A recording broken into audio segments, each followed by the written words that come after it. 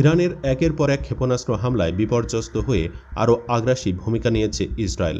সংঘাতের প্রথম সপ্তাহে ইরানের কাছে বেশ নাস্তানাবুদ হতে হয়েছে নেতানিয়াহু প্রশাসনকে। অজানা এক আতঙ্ক ভর করেছে দেশটির ওপর, শঙ্কা জেগেছে যুদ্ধে হেরে যাওয়ারও। তাই তো শেষ চেষ্টা হিসেবে মরণ কামড় দিতে শুরু করেছে তেল আবিব। নিজেদের হাতে থাকা অত্যাধুনিক যুদ্ধবিমানকে হামলায় ব্যবহার করতে শুরু করে দিয়েছে ইসরায়েল। ইরানের বিভিন্ন স্থাপনা লক্ষ্য করে একযোগে 40টি যুদ্ধবিমান পাঠিয়েছে তারা, যেগুলো ইরানে নতুন করে ধ্বংসযজ্ঞ চালিয়েছে। একদিন আগেও ইসরায়েলের প্রতিরক্ষা মন্ত্রণালয় জানিয়েছিল তারা দীর্ঘমেয়াদে যুদ্ধের জন্য প্রস্তুত, কিন্তু যুদ্ধবিমান দিয়ে একযোগে চালানো এই হামলা তাদের উদ্দেশ্য নিয়ে আলোচনার জন্ম দিয়েছে। হঠাৎ করে কেন এত আগ্রাসী হয়ে উঠতে চাইছে ইসরায়েল? দীর্ঘমেয়াদে যুদ্ধের সক্ষমতা না থাকার কারণে কি সংঘাতের ইতি টানতে চেষ্টা চালিয়ে যাচ্ছে তারা? কেন এবং কি উদ্দেশ্য নিয়ে ইসরায়েলের এই হামলা? ইরানের ক্ষয়ক্ষতি বা কেমন হচ্ছে? এসবের বিস্তারিত থাকছে ভিডিওর পরবর্তী অংশে। ইরানের প্রধান তেল উৎপাদন অঞ্চল আহভাজে ভয়াবহ হামলা চালিয়েছে ইসরায়েল।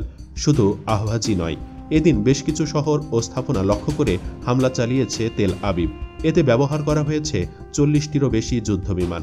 একসাথে এত যুদ্ধবিমানের ব্যবহার চলমান এই সংঘাতের মধ্যে প্রথমবার ঘটল। রাতের এই একযোগের হামলায় ইরানের এক শীর্ষ কমান্ডারের নিহতের দাবি করেছে ইসরায়েল। একই সাথে লেবাননের সশস্ত্র গোষ্ঠী হিজবুল্লাহর এক সদস্য ও ইরানপন্থী ইরাকি একটি সশস্ত্র গোষ্ঠীর এক সদস্য ইসরায়েলের বিমান হামলায় তেহরানে নিহত হয়েছে বলে নিশ্চিত করেছে হিজবুল্লাহ। এরাতে ইরানের ইস্পাহানে একটি পারমাণবিক স্থাপনায় দ্বিতীয়বারের মতো ইসরায়েলি হামলা হয়েছে বলে জানিয়েছেন আন্তর্জাতিক পারমাণবিক শক্তি সংস্থা IAEA মহাপরিচালক রাফায়েল গ্রোসি। ইসরায়েলের সামরিক বাহিনী ইস্পাহানে চালানো হামলার ভিডিও ও ছবি প্রকাশ করেছে। তাদের দাবি, ওই ছবি ও ভিডিওকে ইস্পাহানে পারমাণবিক স্থাপনায় চালানো হামলার প্রমাণ। ইসরায়েলের সামরিক বাহিনী মুখপাত্র আবিচাই আদরাই সামাজিক যোগাযোগ মাধ্যমে দেওয়া এক পোস্টে ছবি ও ভিডিওর কথা উল্লেখ করে বলেন, এটাই ইস্পাহানের সেই পারমাণবিক স্থাপনা যেখানে ইউরেনিয়াম রূপান্তর করা হয়। এটি পরমাণু অস্ত্র তৈরির পথের পরবর্তী ধাপ। 2004 সালে নির্মাণ কাজ শেষ হওয়ার পর ইস্পাহান কেন্দ্রে শিল্প পর্যায়ে পরীক্ষামূলক কার্যক্রম চালানো হয়। এই কেন্দ্রটিতে একটি পারমাণবিক জ্বালানি প্রস্তুতকারক কারখানাও রয়েছে, যা 2009 সালে উদ্বোধন করা হয়। এখানে বিদ্যুৎ কেন্দ্রের জন্য স্বল্প সমৃদ্ধ জ্বালানি উৎপাদন করা হয়। 2022 সালের জুলাই ইরান ঘোষণা দেয় তারা ইস্পাহানে একটি নতুন গবেষণা চুল্লি নির্মাণের পরিকল্পনা করেছে।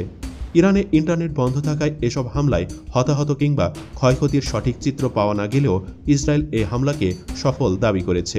সংবাদ মাধ্যমগুলোর তথ্য অনুযায়ী ইসরায়েলের এই হামলায় নতুন করে অন্তত 9 জন নিহত হয়েছে। আহত হয়েছে শতাধিক ইরানি নাগরিক। এর মধ্যে শুধু খোররামাবাদ শহরেই ইসরায়েলি হামলায় অন্তত 5 জন নিহত হয়েছেন।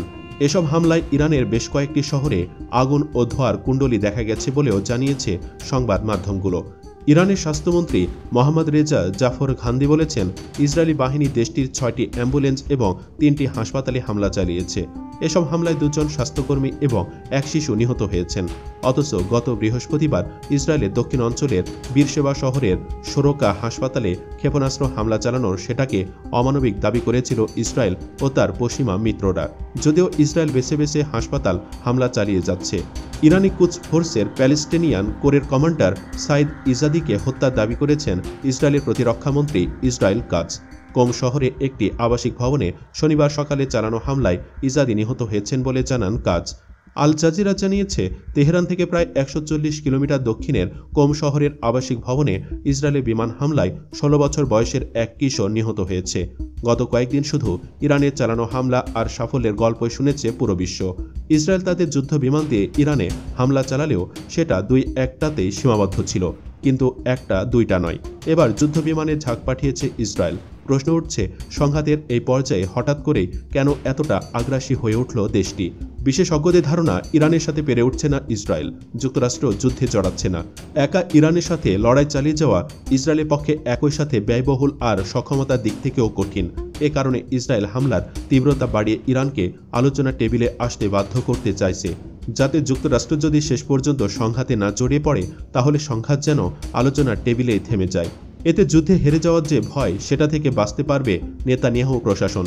তবে কেউ কেউ মনে করছেন ইসরায়েল হামলার তীব্রতা বাড়িয়েছে যাতে ইরানও হামলা বাড়িয়ে দেয়। তারা যুক্তরাষ্ট্রকেও টার্গেট বানায়। এতে ডোনাল্ড ট্রাম্পকে যুদ্ধে জড়িয়ে ফেলা দেশটির জন্য সহজ হবে। ইসরায়েলের এই কৌশল কতটা কাজে আসবে বলে মনে করেন আপনারা? কমেন্ট বক্সে জানিয়ে দিন মন্তব্য। ধন্যবাদ।